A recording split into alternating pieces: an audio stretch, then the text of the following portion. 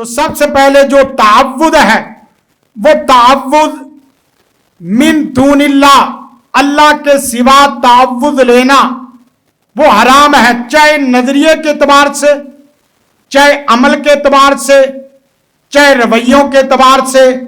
جو آدمی اس طرح کی دعائیں پڑھتا ہے لیکن اپنے نظریات کا صحیح معنوں میں قرآن و سنت کی روشنی میں اپنے نظریات کی صفائی ستھرائی نہیں کرتا، وہ دعائیں پڑھ پڑھ کے تھک جاتا، اسے اللہ تعالیٰ کی طرف سے اس طرح تعوذ نہیں حاصل ہو پاتا۔ تعوذ صرف جملوں میں نہیں ہے، استعاذہ صرف الفاظ میں نہیں ہے، بس اوقات اعمال میں بھی استعاذہ ہوتا ہے۔ جیسا کہ ہمارے کچھ لوگ طویل دھاگا، چھلا، کڑا، رسی، اس طرح کی کیل، اس طرح کے حصار جو پٹیاں ہیں وہ لگا لی، کالی پٹی لگا لی، کالی ہنڈیا رکھ لی یا ہنڈیا رکھ لی، اس کے علاوہ اونٹ کی ہڈی رکھ لی۔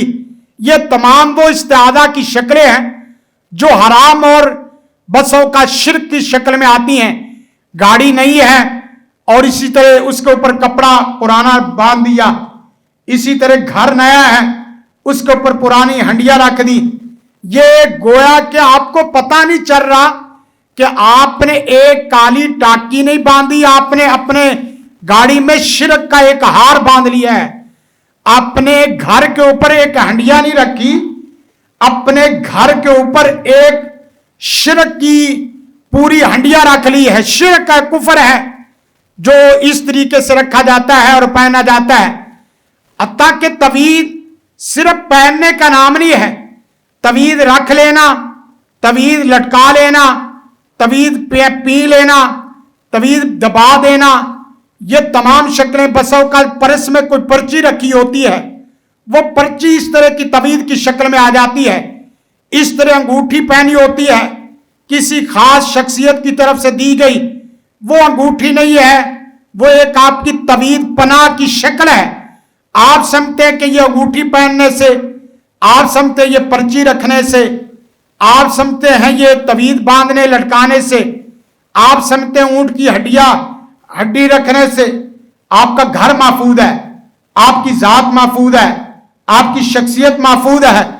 ایسی ویسی بات نہیں ہے کہ تعوذ من دون اللہ یہ سراسر سرکشی ہے، سراسر شر ہے، سراسر شرک ہے، اور لوگوں نے اس پہ کیا ہے۔ جیسا کہ قرآن مجید میں آتا ہے انہ کان رجال من الانس یعوذون برجال من الجن، کہ ایک وادی میں، جنوں کی وادی میں اس طریقے سے جنوں کی پناہ مانگتے تھے۔